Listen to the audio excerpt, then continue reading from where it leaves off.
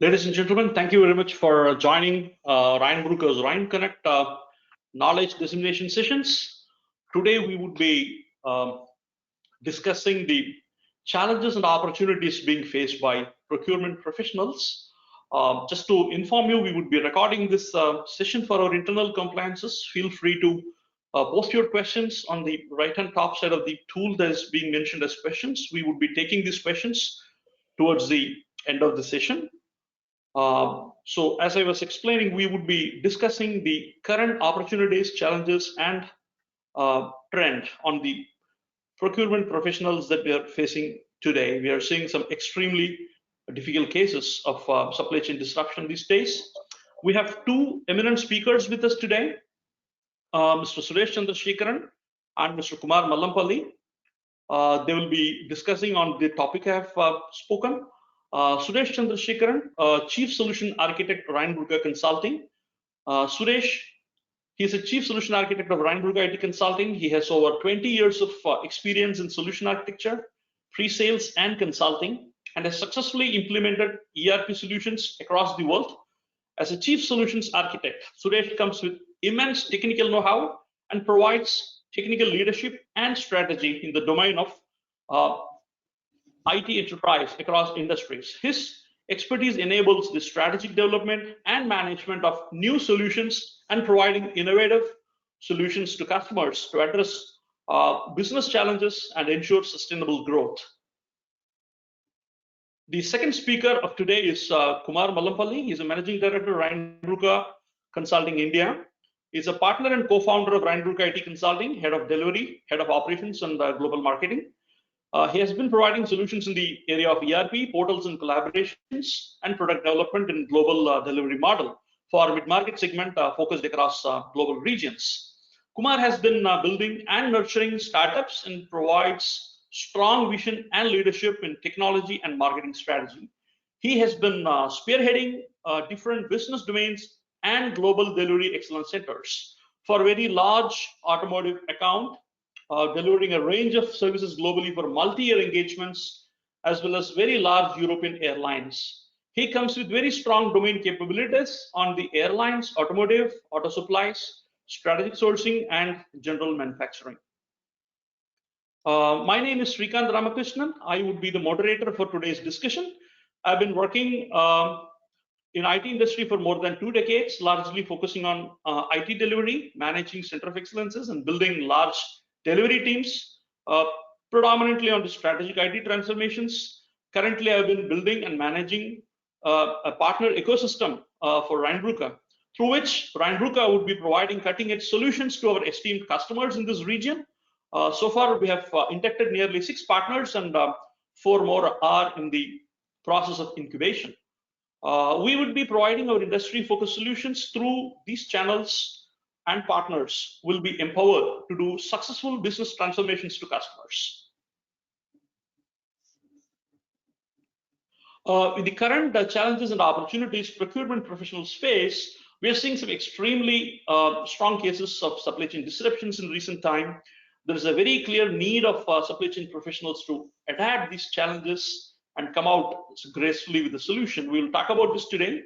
Additionally, we would also discuss how procurement professionals can adapt to the evolving trends in the supply chain management to their best advantage, and discuss innovative methodology approaches and best practices to optimize the sourcing process.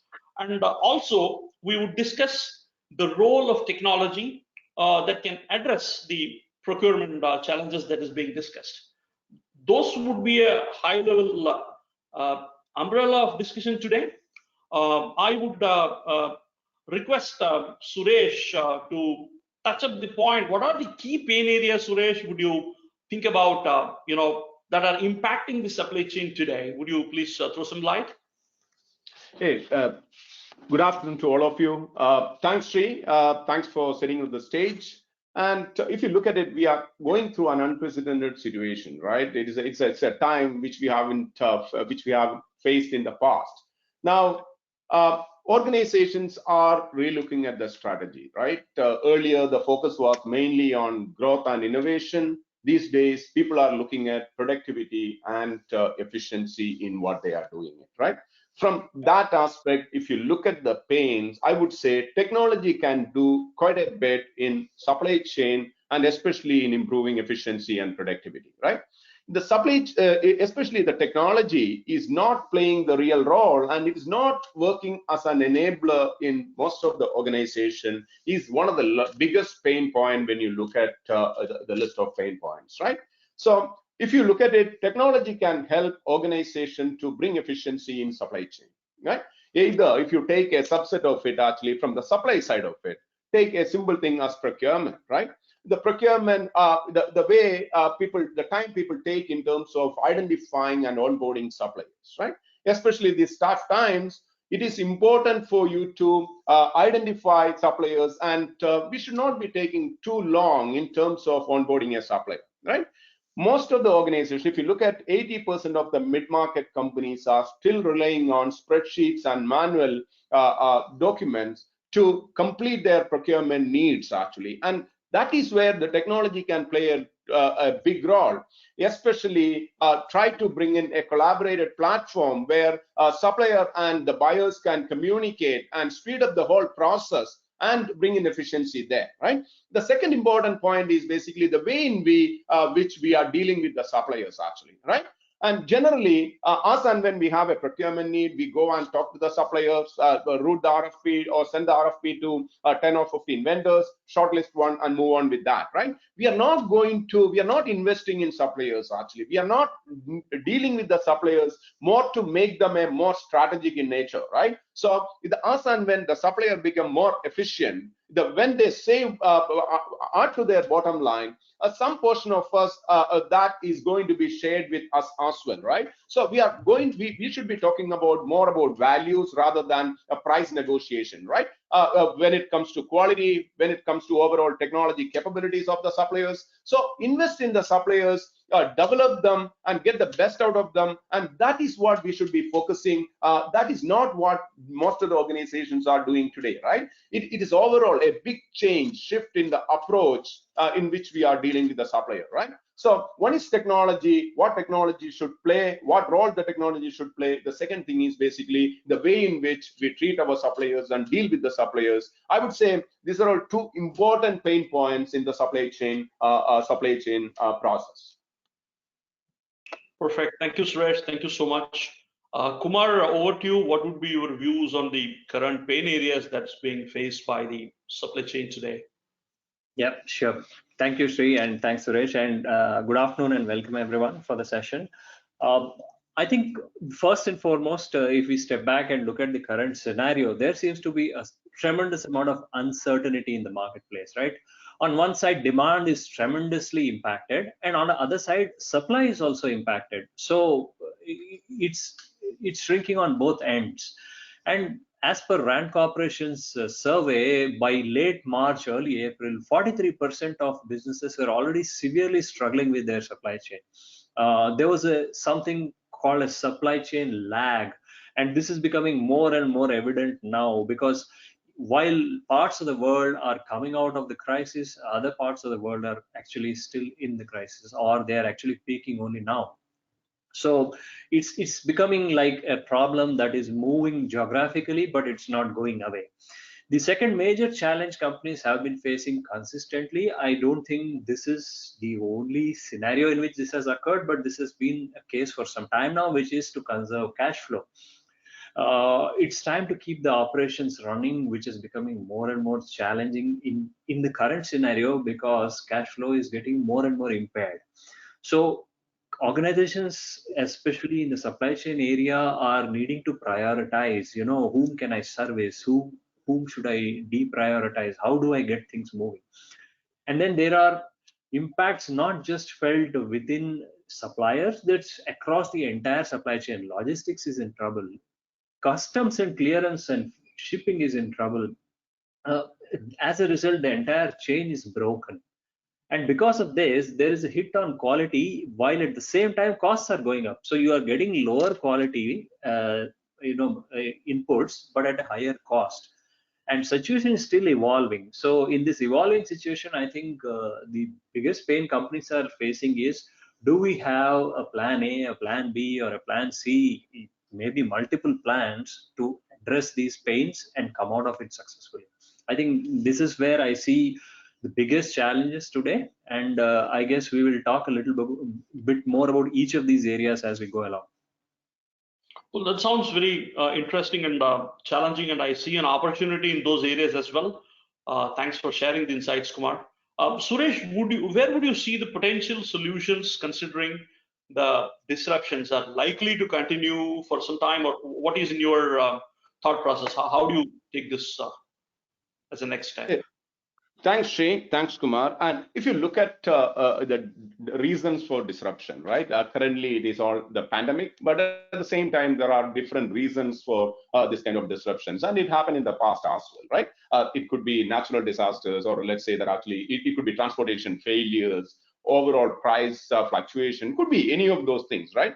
The question is basically, how do we prepare ourselves for this unexpected, right? And that is where we have to be ready with. And what do we do in terms of preparing for ourselves, right? And definitely, one of the important thing is create a supply chain emergency plan. And that is, if you look at most of the organization, once they get to know that there is an issue, crisis, then they react to that rather than having a proactive approach in terms of what we should do in case of that kind of a situation, right? It can happen anytime, right? It happened in the past, it may happen in the future as well, right? And preparing an emergency plan in terms of process, procedures, and what we should do, how we should react to this kind of situation, it is important to have that kind of emergency plan.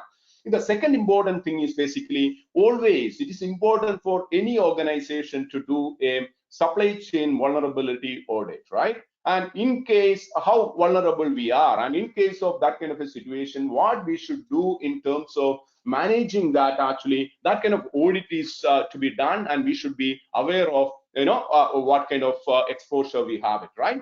And we have already seen during the COVID, right, when it started, many of the organizations are relying on China, especially for the components, right? Electronics, or let's say that actually a country like India, almost 95% of the active ingredients for the pharmaceutical or the medicine is being imported from China, right? So it is important for us to know what is our exposure, and without the help of technology, it is very difficult for us to get this kind of details, right? And we always have to prepare ourselves by having backup suppliers, actually, right? Okay, I have an exposure to this particular country, and I'm not going to receive materials from there. So if I have backup suppliers, it is immediately I can plan for the other thing, right? It is not that actually I'm completely stuck. I'm going to stop my production. I cannot meet my commitment to my customers, right? The entire supply chain will get disrupted actually if you don't have proper backup suppliers, actually, right? It is also important for you to have a diversified supplier base, right? It should not be dependent on one country, right? It could be because of many reasons. One is basically probably the pandemic or any kind of that natural disaster, those kind of things which none of us can predict, right? But at the same time, there are situations like currency fluctuation, right? Let's say I'm completely dependent on one country, and all of a sudden the currency is getting stronger and stronger, my cost is going to go up, right? So it is important for me to have a diversified base as well as backup suppliers. It is very important. And also the other thing is like, partner with logistics expert and plan for those kind of eventualities. So that is what we should be prepared for. And I would say this is what from our side, what kind of preparations we should do to overcome as well as face this kind of situations in future. Perfect, Suresh. Thank you so much. It's more like a de-risking or a risk mitigation plans. Kumar, what would be your views, Kumar, in line with this? I think I'll just add a few things beyond what Suresh is saying. Reducing risk is prime importance. 6 months or 8 months ago, everybody was talking about reducing cost, right? Improving speed. But now reducing risk, which was maybe at third place or fourth place, has jumped suddenly to the first place. Enhancing flexibility of the supply chain is another very, very important point, right? So as Suresh was mentioning, have multiple options, but having multiple options without due diligence is also risk prone. I'll just give you example, a real life example, which happened to a very large automotive OEM. They had 3 different suppliers to supply their powertrain. Powertrain, when I say engines and gearboxes, right? And they were coming from 3 totally different suppliers. So they thought we are safe and we are mitigating our risks. There's not going to be a problem. Unfortunately, all the 3 suppliers were buying components from tier 2 and tier 3 suppliers, all of them from a single area of a single country. So when there was a massive natural disaster in that country, all the engine plants were completely flooded, and then this automotive OEM lost $1.5 billion in a single financial year. You can imagine the amount of exposure that their balance sheet has taken, because they didn't do the due diligence to the second or third tier supplier. This is a massive risk that technology could potentially solve. Okay, the other thing is to be not just doing it once and leaving it. You've got to revisit these options on a timely basis. I have another example of an extremely large auto supplier. They have done, the moment they realize that supply chains are getting disrupted because of COVID-19, they have 12,000 plus suppliers. They did an entire supplier based audit in less than a month. And this is very important, and you in the current scenario where situations are so fluid, you got to do it repetitively. The third is to increase agility. Now, agility is also having lean processes, being able to know whom to go to, what, in what scenario, what are my exceptions, what are my go-to suppliers in scenario A, scenario B, scenario C, how responsive will I be when something happens in a particular geography or for a particular currency, or what are my ground rules that I can deploy across my entire team, not just at a a single point of failure place. This will mitigate the risk to a large extent. I mean, these are some examples, and we will dwell on more on the technological side of examples as we go along. Back to you, Sri. Well, that's perfect. Thank you so much, Kumar. Suresh, the de-risking or risk mitigation to a large extent is the vital point both of you were touching upon, and the points are very, very interesting. As a next, curiosity from my mind, when you say, to what extent technology can help us in addressing the supplier-related issues? Say, for example, one of my customers faced some problems. Say, for example, the demand supply management, he has so much of demand, and he has a list of suppliers. So the parameters basically he would like to compute in terms of Incoterms, probably the quality of delivery, time to delivery, so on and so forth. There are like multitude of parameters he has been holding, like how do I place my contract with a specific supplier was a curiosity. So again, the parts are named, probably the same part is called in different names. Ideally, you would get the same part, but different geographies, they had different information systems within the place. So I think it's all islands of information without any proper connectivity. So is there a way you can think through a technology-based approach to take some of these challenges? Because they're quite obvious. This is something I faced myself in one of the implementations previously. Suresh, would you like to take up this point from your side? Yeah, sure, Sri. Actually, it's a good point, right? If you look at it, that is the whole reason I've started with the importance of technology in making the supply chain process more agile and let's say efficient, right? And technology can play a larger role, a very big role, actually, a vital role in bringing efficiency and making the supply chain process very lean, right? We can look at different points. It's the same example what we talked about, right? This is what our experience as well. Now, especially customers where there is multiple entities in multiple countries, right? Or companies where multiple offices and factories and plants are across the globe, where most of these companies the group acquired several companies, and many of them have their own systems, right? They may not have a standard global platform, right? Which is all in an enterprise level platform. Think about the kind of difficulties what they have. For the same part, probably you may see that actually each country, they have different prices, right? And each one is spending time in terms of shortlisting suppliers, getting into contract, think about the same time, how much time is been the time is being wasted in doing the similar activities again and again, right? And we are not able to make use of the effort what is been already spent by someone else, some of our colleagues, right? And though it is a single organization. And do you think you can, as humans, we will be able to do without help of technology? How do we consolidate the whole demand and get the benefit of economy of scale, right? And as well as having a larger volume, you will be able to negotiate with the supplier, get a better price, right? And get a better value. Forget about the price. Get a better value when it comes to the quality, with the supplier respecting your request in terms of the lead time and all of the kind of things, right? There are a lot of things which you can take into consideration. And in addition to that, technology can be used to evaluate potential threat as well, right? You know that actually AI as well as aggregate apps that even help us to understand geopolitical events, right? So technology can play a larger role. The another important thing is basically analytics, right? The role of analytics is very important. Actually, I don't have to repeat the kind of important role what analytics are playing in decision making these days, right? And analytics help you in terms of identifying mirrors, right? Especially with the exposure what I have to different countries, right? And analytics can be used in terms of understanding the savings as well as other areas as well. So especially predictive analytics and all of the kind of things really help you to understand what is my exposure, what kind of risk mitigation plans I need to work out, so on and so forth, right?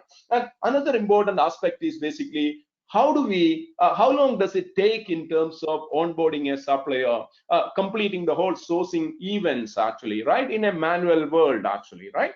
You keep creating spreadsheets and send it to different suppliers. Supplier respond to that. You may have 20-15 questions, and having a weightage and what is relevant for you in terms of decision making, right? And which supplier you have to work with. This is always with in a world where we don't have a strategic procurement in nature, right? But it is so much, it's really time consuming, and it is not easy for somebody to execute it without the help of technology. I would say technology has got a very big role to play in making supply chain more efficient, agile, and lean.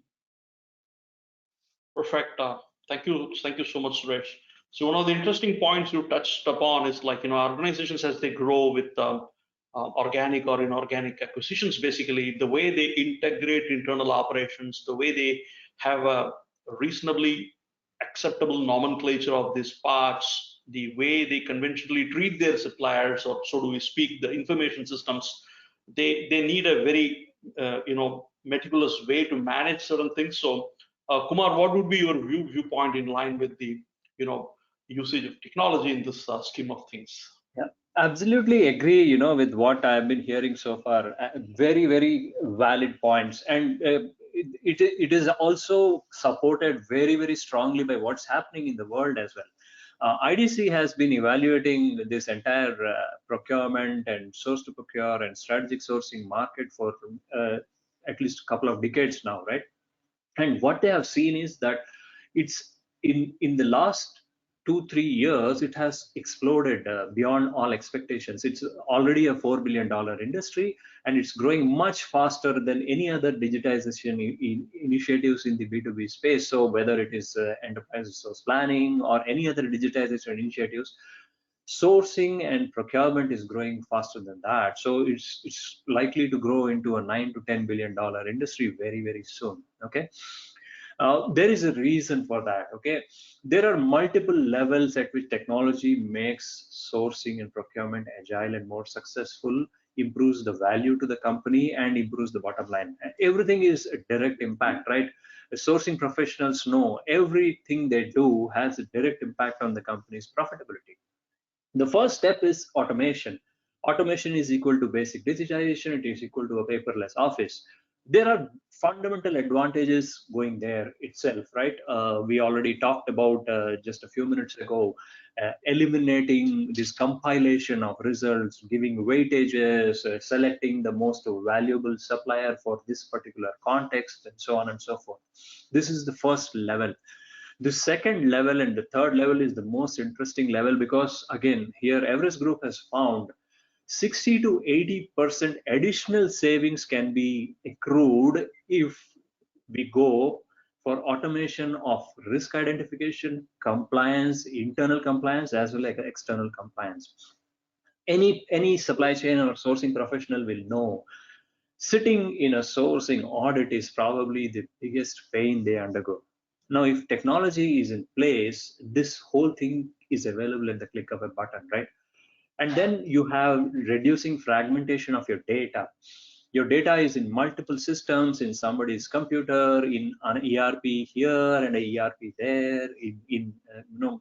It's across different subject matter experts for different commodities. All this getting defragmented, getting unified, getting really increasing data integrity and leveraging the power of data. That is the next level. And then you have strategic sourcing itself, using the combination of the above, using deep analytics, deep automation, creating fluid and flexible supply chain organizations with the use of very easily configurable workflows, using fuzzy search to identify the problem you spoke about earlier. You were talking about, like Suresh was mentioning, right? You have parts with different nomenclatures and different ERP systems. You mentioned about your customer struggling to find out what price point they are buying what. All this can be made a reality, and decision making dramatically improves. And this can lead to 60 to 80% additional savings. So if a sourcing team has been tasked with showing a 1.5% or a 2% improvement every year, this can actually take it to well comfortably over 2% without that much additional efforts.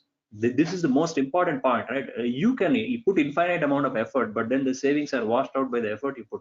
But if technology can help you, this is a fantastic outcome. And the conclusion is that do not compromise on digital transformation. Don't stop halfway by doing some basic automation. Go all the way. Use the power of data, use the power of analytics, use power of workflows, flexible and agile workflows, and achieve the best results. That's interesting, Kumar. Thank you very much for the insight. I actually heard both of you were telling a similar pattern in terms of getting this done in an agile way. Would you please throw some light about it? You spoke about agility for the procurement team, basically. Suresh, would you like to throw some light on that particular topic? Absolutely, Sri. See, when it comes to agility, there are multiple aspects, right? If you look at it, the focus on organizations these days, earlier, what used to be the biggest strength you need to have to work in a procurement team, right? Probably the negotiation skills, right? That has been completely been changed. Now the focus is more about people are recruiting people with the data science capability, right? People who knows technology really well, right? It's not about price. It's all about actually, what value you are going to get it, how agile the whole process can be, right? So it's all about actually align your procurement skills to match what is the changing industry needs. That's very important, right? And how do we make the process very agile? Again, technology can play a huge role in making the process agile as well, right? And rather than you adopting or using the traditional way of doing procurement, take the advantage of or ability, leverage the capability of technology, and make the process very agile, and rather than going through the traditional way. Yeah. Perfect. Thank you, Suresh. Kumar, would you like to touch upon the point towards the agility for the procurement team? Absolutely, Shri. I'll probably give you an example that I actually saw very recently for one of my customers. This probably explains it more than any other way. Post this disruption in the last 6 months, they got an urgent request from their executive leadership: renegotiate payment terms across all suppliers. And we are talking about 12,000, 13,000 suppliers as soon as possible and get it to this point. Okay, they wanted the payment terms because cash is king. They wanted to protect obviously the cash in this current scenario. Using technology, they were able to audit every single payment term on record and send out negotiation request and complete the entire process in 12 days. It's unimaginable. If you look at this kind of a scenario without technology, it's probably at the most an annual exercise, right? You do your annual negotiation, you also include one or two topics on payment terms, Incoterms, and packaging, and say, okay, yeah, you know what about this, what about this. It's treated as icing on the cake. But in an emergency situation, when your cash flow has to be restricted and protected, it becomes very critical, right? This is this is the power of technology, and it can eliminate months of work. Another typical example is your annual exercise of supplier evaluation. Usually, if you have a large number of suppliers, it is a huge pain, because the suppliers can have multiple legal entities. Each legal entity does X percentage of business. You aggregate all that, you have an Excel sheet with thousands of rows. It all gets consolidated, and then finally you say, hey, Mr. Supplier, I did so much business with you last year, and you know what, we are expecting to do even more business this year. Let's sit down and talk, right? What if this was available to you on an everyday basis? You don't need to do any of these exercises, and the system can throw up the numbers. Okay, this is my supplier group, this is the hierarchy of legal entities, and totally I did this many millions of business with you last year. You know what, it's time to sit down and talk about something better. This is our roadmap. These are the kind of things which from months we are talking about, just in a day or two you can achieve. This is what agility is really, when you use technology to your best advantage. And we have our Merlin solution, which has actually done this time and again in multiple scenarios. And what we are talking about, a traditional process to what it is now in the organizations where it is used, there is a sea of change in terms of how agile the teams are, how much they can give as a throughput in a single year, right? From X to 2X very easily. Yeah, Kumar, I think actually one point for me to add there. If you look at it, people may think, right? Hey, just renegotiating a payment terms, what has got technology to do, right? And probably, if you look at it, just going and renegotiating a payment term is not easy, right? It is important for me to do necessary analysis in terms of changing the payment term from 30 days to 60 days. What kind of benefits am I going to get? Looking at the past procurement I have done, the amount of money I spend, right? Look at the bank finance charges, all these different aspects to be considered before taking a decision, right? And you may also get a lot of requests, especially these times, from your vendors. Hey, why don't you change the 90 days payment term to 30 days, right? Yeah, it is easy for us to somebody ask for it and change it, but it is important for me to understand what my exposure is, right? And the second point, what you talked about, Kumar, is supplier performance, right? It's an interesting aspect again. Hey, what is there to do supplier performance analysis? How difficult is it, right? In many organizations, from what my experience is, what they are doing is they typically set up a weightage, right? Let's say that actually, okay, price has got 50% of the weightage, right? And quality has got 20% of the weightage. On-time delivery has got 20% of the weightage, right? Then probably the technical capability. So you set up the weightage, and based on those parameters, you do an ongoing regular performance analysis of the suppliers, right? And what I have seen with some of my customers, they do, especially in supply chain, there's a lot of importance and focus is being given to SIFOT and DIFOT, right? SIFOT is nothing but supply in full on time. DIFOT is deliver in full on time, right? The on-time delivery and full delivery on time it has got a very important kind of a very larger role to play when it comes to analyzing suppliers and our efficiency in terms overall from a supply chain point of view. Yeah, Perfect. absolutely, Suresh. Yeah.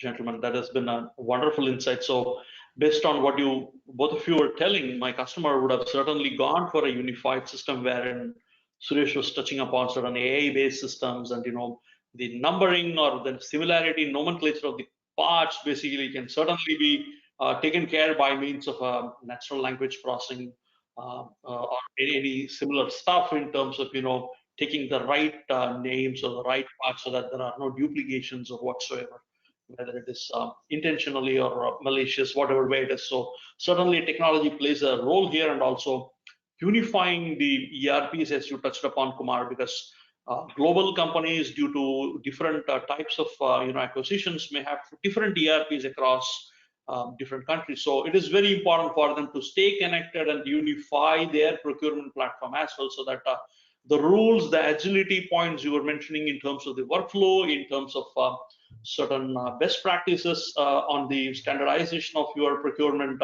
management or a supplier relationship perspective, they are quite important. The technology and overall operations go hand in hand is something I would like to take away on the particular context.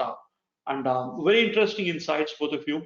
Suresh, would you be able to summarize the critical areas we need to watch out for next 1 year, considering the current situation where things kind of move towards? So would you be able to summarize the critical areas? Sure, Sri. Kind of, it is really important, right? How do we prepare ourselves for the upcoming years, right? That's very important. As I said earlier, there is a huge shift in terms of the skill set required to do an efficient procurement, right? And I would say to bring in efficiency over there, there are a lot of focus changes in terms of what kind of people do we need there, and do we have the right skill set in terms of working with the suppliers and to make them more strategic in nature and get the best value out of it, right? The second important thing is basically do a continuous performance analysis for the suppliers. And the performance analysis is one area, because especially due to this situation, you may see many people are running out of business, or you say that actually there's a lot of consolidation is going to happen in the industry, right? And it is important for us to keep an eye on those things and say, get ourselves prepared for that as well. And we always have to try and get the best value, I would say more value from existing suppliers through supplier relationship management, right? With the help of supplier relationship management, again, technology has got a larger role to play there. So existing suppliers are there, we keep buying commodities from there, but how do we get a better value from those kind of suppliers is what we need to work on. And without the help of supplier relationship management and technology, it is not very easy to get there, right? And these are all some areas which we have to watch out, especially in the upcoming years. And many organizations are keeping procurement as in their top list, actually, when it comes to their strategy for in the upcoming years. Thank you, Suresh. Thank you so much. Kumar, would you like to summarize the critical areas according to your point of view? Would you like to complement some of these items mentioned by Suresh? Absolutely. I just want to add just a couple of very, specific points, okay? The most important thing in the current scenario, and I think this scenario is likely to be what it is the business is going to get used to, because we have seen so many multiple disruptions, right? Whether it's oil price, or whether it is COVID now, whether it was the trade war last year. There are like, it seems like it's become a status quo, that status quo is no longer existing. In that scenario, a governance framework to manage sourcing is very important. It can be as simple as following a QCDDM, that quality, cost, development, delivery, and management. Can this supplier match my quality? What is the quality expectation I have? Am I governing that? Am I evaluating that? I am verifying that. Cost, what is the optimal cost for me? Because you see, the world is becoming value driven, right? So only going for best cost could actually be detrimental in the long term, because it could impact delivery or development. Delivery, they may not be on time, they may commit to some kind of a remarkable price, but timely deliveries don't happen, and they don't have any money left to do development. So they are not improving their processes, they are not improving their shop floor, they are not giving you better products year over year. And management, does this suppliers management share my vision, and can we work together in the medium term and long term? Because it's all about creating a very, very synergistic ecosystem together. So this is very important.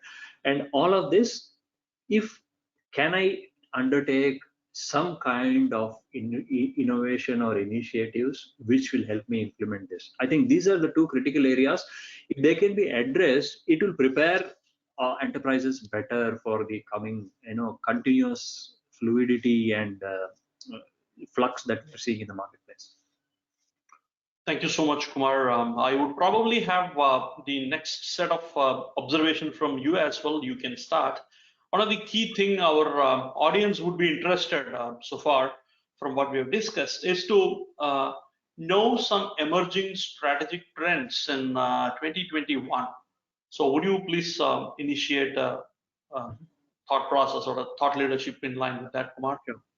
I think we have kind of talked about this in various parts of the conversation. I'll kind of bring it all, in a summary at least.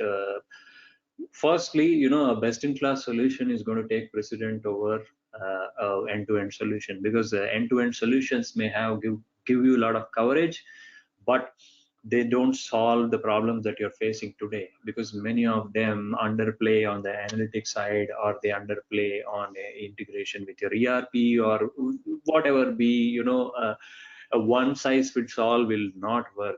The world is moving towards integration and of best-in-class solutions to give most favorable outcomes for you for taking the right decision at the right place in the right time.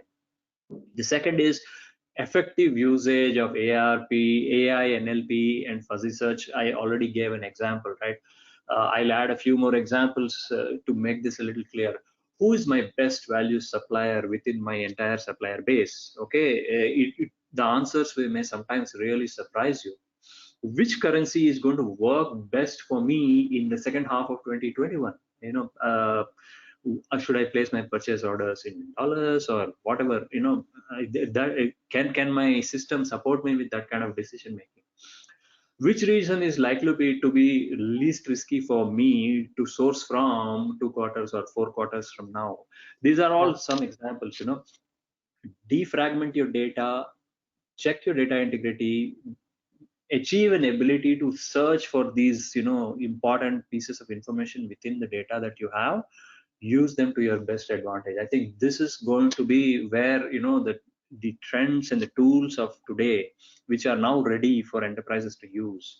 They were buzzwords even as recently a year or two ago. These are now all ready to deploy and ready to use, and I think enterprises should be making the best use of them. Excellent, Kumar. Thank you very much. Suresh, according to you, what would be something we need to be watched after for 2021 from a sourcing trend perspective? Would you be able to provide your insights? Sure. And as I was saying earlier, right, having most of the organizations are trying to have some digital transformation initiative, right? Having a digital strategy is going to be one of the a key trend for 2021 and beyond, right? Especially big data analytics, as Kumar said, natural language processing, NLPs, machine learning, right? And especially AI and robotic process automation, especially to automate many of the run-of-the-mill procurement tasks, right? How to handle large volume of orders, actually, right? Or look at to automate, let's say that actually running repetitive procurement tasks. Those areas you can leverage the capabilities of RPAs and AIs, right? So use that, have a digital strategy. Start your digital transformation initiative today is going to be one of the trend, right? And you will see that actually many organizations are going to follow that. And you need to have, as Kumar said, a system. These days, everybody is going for best of breed applications, right? So having an application or a system which supports the end-to-end procurement needs, right? Let's say that actually the entire source to procure. Let's say that actually post which it is all about the ERPs and financial system which you handle. But having a source to procure system to manage these things, I would say that actually many organizations are driving towards that. That is going to be one of the huge trend, right? And the second thing is basically start thinking about suppliers beyond price, right? It is not about just price. You have to do continuous performance evaluation, identify the right supplier, develop the supplier, and make them more strategic, right? That is what people are doing today. And you need to have technology again in terms of doing that, right? The next could be the risk management, right? Especially Kumar was talking about that quite a bit, but the risk management strategy is another thing which is going to be one of the key trends over here, right? Especially if you look at it in the past, we had Brexit. Then, as Kumar said, we had the trade war between China and let's say America. Then we have the fuel price. The fuel price is falling actually in the Middle East. Then we have the COVID, right? So it is all about a lot of unexpected things actually, and it's all about how do we prepare for the unexpected is another key things actually, and that is where many of the organizations are going to spend time as well, right? And these are all some of the important trend it's going to be there in the I would say that actually the supply chain area in the coming years actually. Thank you so much, Suresh and Kumar. Wonderful insights. I will speak about Rheinbrücke for a couple of minutes, and probably we would take few questions that's being posted from our audience. Thank you very much for providing your detailed insights. And about Rheinbrücke, we changed the status quo, and the aspiration is to grow by providing innovative solutions. We have a very strong mid-market model. We have a very strong global network, and we source right in order to provide a cutting-edge solution across the globe. Rheinbrücke is a global company with a strong presence in Europe, Middle East, and Africa. We are constantly focused on the mid-market with a strong multicultural and multilingual team that understands your regional needs. We have 4 delivery pillars of expertise. They are product development, ERP on the cloud, surround IT, and consulting advisory services. In the first pillar, one of our flagship products is Merlin, which is a strategic sourcing solution that offers seamlessly integrated sourcing process automation along with supplier relationship management and planning functions, which is completely augmented by advanced analytics and artificial intelligence. It plays a pivotal role in enhancing collaboration between your buyers and suppliers through an intuitive platform. The other product we develop is Brücke, that offers a collaborative platform between employee community, especially in the current business context, where empowering employees to work from the virtual office. The third product we offer is an expense management solution over the cloud, which is called Expensa. Talking about the second pillar of excellence in Rheinbrücke is ERP on cloud. Rheinbrücke is Epicor Platinum Partner and 2 times winner of International Partner of the Year. We have immense experience and expertise in providing Epicor implementation and support services to our global customers for the past 7 years. We have executed projects in more than 30 countries and have 250 plus associates serving 5 of the global Fortune 500 companies, and are proud to be serving our happy customers across these locations. The third pillar is connecting the enterprise together, which is surround IT. And we are a Microsoft global competency partner, delivering solutions in the space of IoT, BI, e-commerce portals, web and mobile applications. The fourth pillar of our expertise is consulting and advisory services, wherein we leverage our industry experts from supply chain, manufacturing, and provide portfolio rationalization, optimization, and other value-added services. We believe that business can achieve the desired performance when IT is aligned to business strategy and operational business needs. Delivering value to your business is a mandate of every CIO and IT organization. We create a truly unique value proposition through our cutting-edge solutions that leverage global cost models and best-in-class service by local experts. I would take a few questions that has been offered by our audience, and Kumar and Suresh, please help us to touch base with this. Question number 1, we heard you mention Merlin. I have a supplier base of several hundreds, and I'm okay not able to track the business I do with each, as some have multiple legal entities. Can you please touch up this particular question? Sure. I think it's a good, interesting question, right? Return on investment, actually, how do we get the return on investment? How do we calculate the return on investment? And especially with technology and whatever we are proposing, right? And there is a science behind it, right? It is not that we just talk about return on investment. And if you look at it, uh, currently the process what you're doing it, right? Let's say certain steps. So how long does it take in terms of responding to a customer request, or let's say an internal request for a price, or let's say that actually how long does it take in terms of raising a requisition to place the purchase order, right? How long does it take in terms of onboarding a supplier today, right? And let's say that actually there are several such questions actually we have, and we definitely have what kind of how long does it take, and what is going to be the change. I would say once you have such a system, once you have the necessary infrastructure and technology, how it is going to be improved and how long it is going to take, right? And we have all these statistics ready. And once you have that statistics available, there are tools, and we have done a session sometime back on how to calculate return on investment. We have developed a tool in terms of calculating return on investment by looking at what is the current cost you are incurring, as well as what is going to be the situation. And once you have such a system in place, and how things are going to be improved, what's the cost we are going to what is our cost today, and what is going to be the changed world, right? Looking at all these things, actually the system, the tool can calculate the return on investment and very easily help you. And you can look at those different parameters, right? One is the let's say today you have 10 RFQs, responses from suppliers. How long does it take for you to evaluate all those things and let's say take a decision?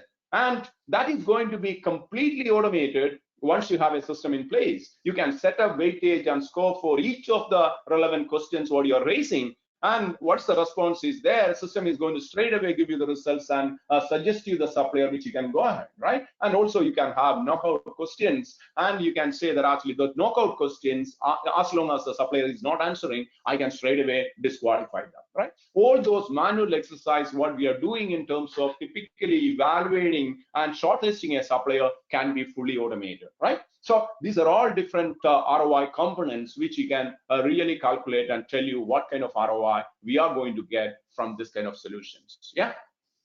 Perfect. Thank you, Suresh.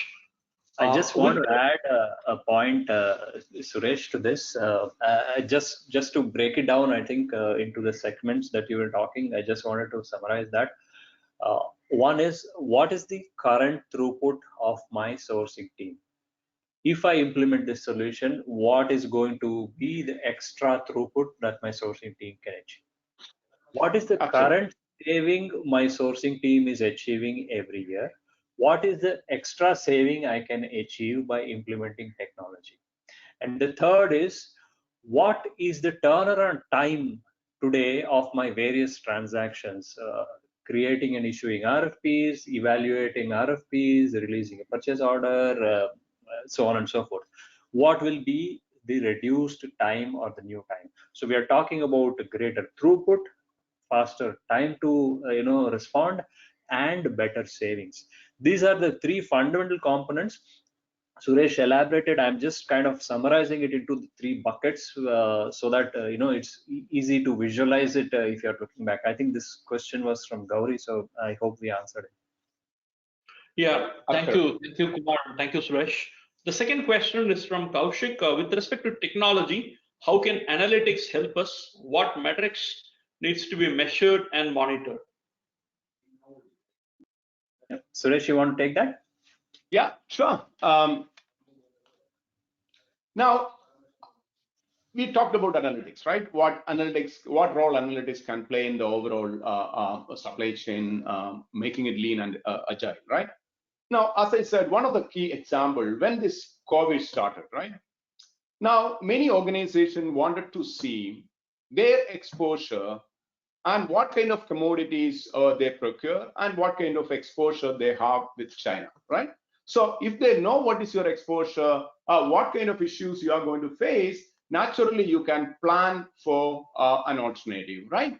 And it is not easy for you to look at these analysis without having analytics support and help, right?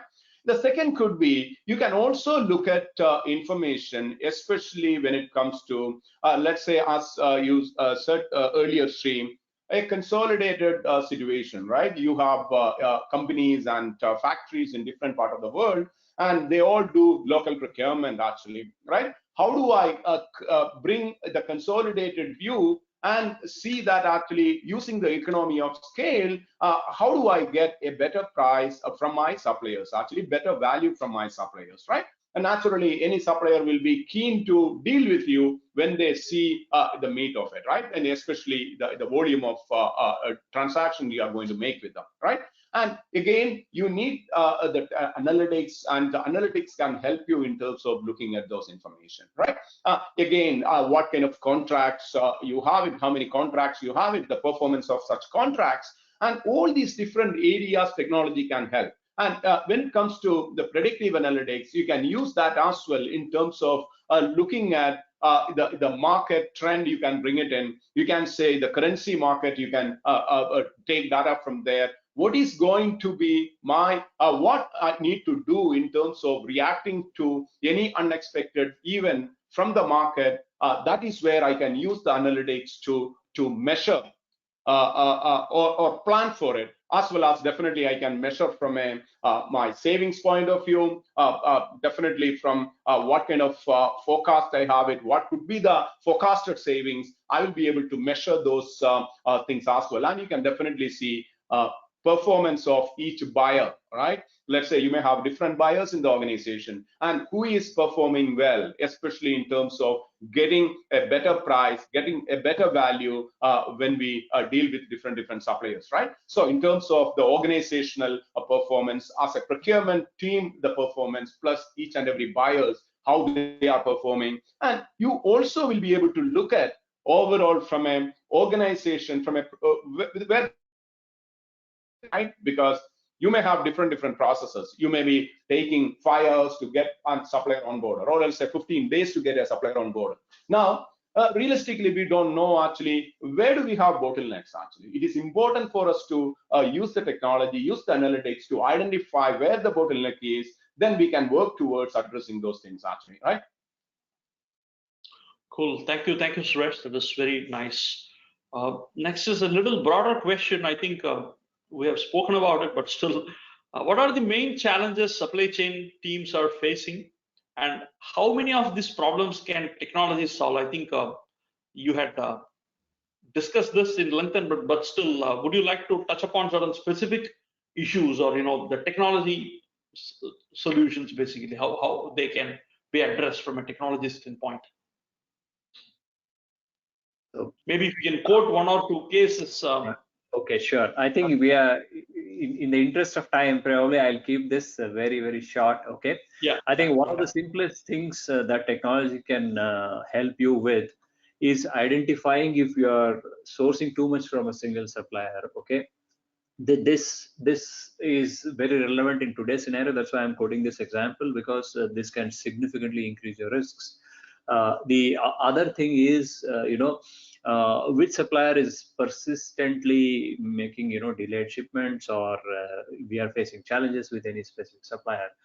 Very easy to identify with analytics. So these are some examples. And then the third is, can I quickly switch from one supplier to a different supplier, identify an alternate supplier or an alternate item which matches closely to this item, so that I don't need to stop my production or stop my organization's workflow, right?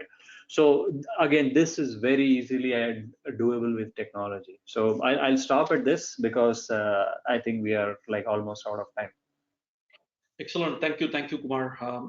The next question is from Gauri again. Interesting panel discussion. How can we keep track of risks associated with suppliers?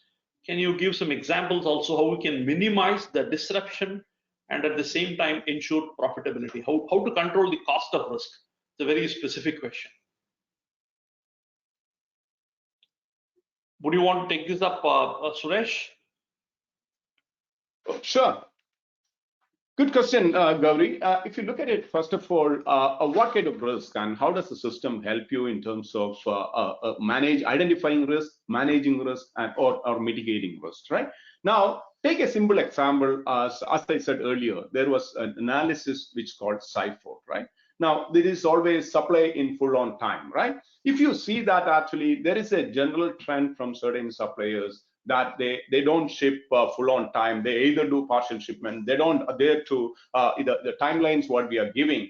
So when we see that kind of situations, and system can trigger as a risk, and you can create a risk register within the application. And once you have the risk register, you can pretty much manage that risk, what is to be done. It could be identifying a alternative supplier. It could be probably you may have another situation because a frequent transport or logistics provider is causing the delay. So you can create a risk from there as well, and you can again create a risk register within the application, right? And it could be the price, right? In many of the strategic procurement areas, people normally not only get price for this year, they also get commitment from the supplier to reduce the price in the upcoming years, actually, especially that is how the strategic procurement works, right? It's as and when you become efficient, your processes become more lean and efficient, you will share the savings with me as well. So there is an upfront commitment from the suppliers for the future years. And when you see that actually suppliers are not respecting that, then you can again see a risk. And these are all different risks you can see in different areas, right? And how do we plan for it? As I said earlier, you always have to plan for the unexpected, right?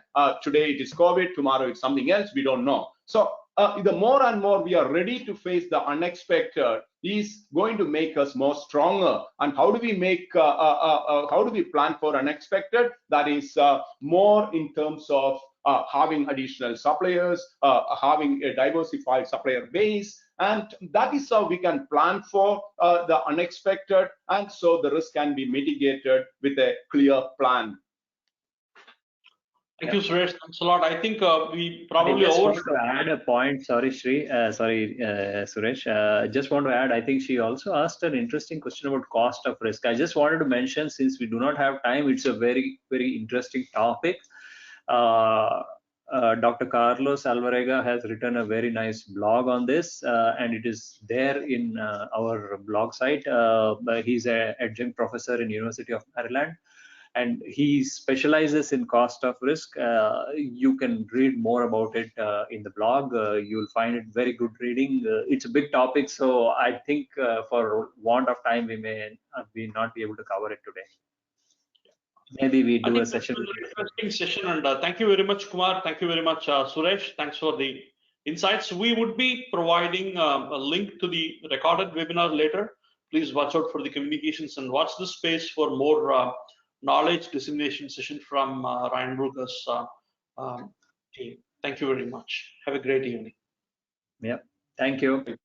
Thanks, you've been a great audience. Yeah. Thanks, Suresh. Thanks, Sri. Yeah. Thanks, Mark.